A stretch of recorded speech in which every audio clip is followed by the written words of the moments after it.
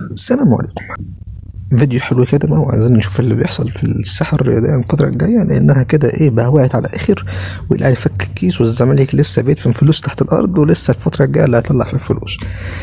أنا ما فيش فلوس عموما يعني، وفلوس خلصت كان بيلعبها على مراهنات والزمالك خسرها.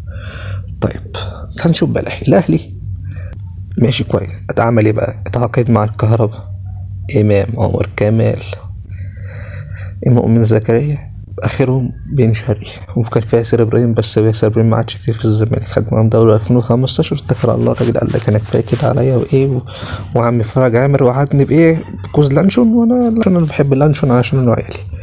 تمام. جه بعد كده الزمالك راح قال لك بس ده انا هرد القلم 13 قلم.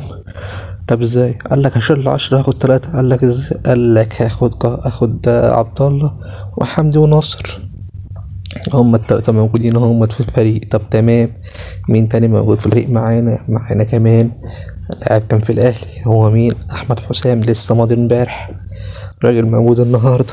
يعني كلام جميل. جه الاهلي قال لك بس انت بتاخد لعيبه كبير، قال لك هاخد ناشئ. مين الناشئ؟ الواد اللي كان في النص الملعب اللي اسمه محمد ماهر ده، ناصر، كان بيلعب في الزمالك زمان ولعب معاهم موسم بتاع كارتيرون. ماشي، راح بتروجيت. الزمالك راح الاهلي، راح جايبه، قال له بس انت بتلعب تحت الحزام، انا هضربك فوق الحزام وتحت الحزام وجنب الحزام ومن ورا كمان.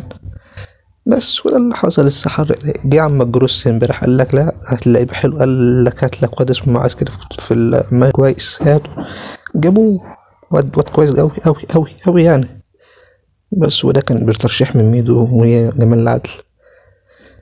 النهارده محمود جهاد واحمد حسام، وفي لاعب تالت هقول لك ليه كمان شويه، هيمضي النهارده ان شاء الله، محمد بخاش او بخاش اي حاجه من ببخاش دي.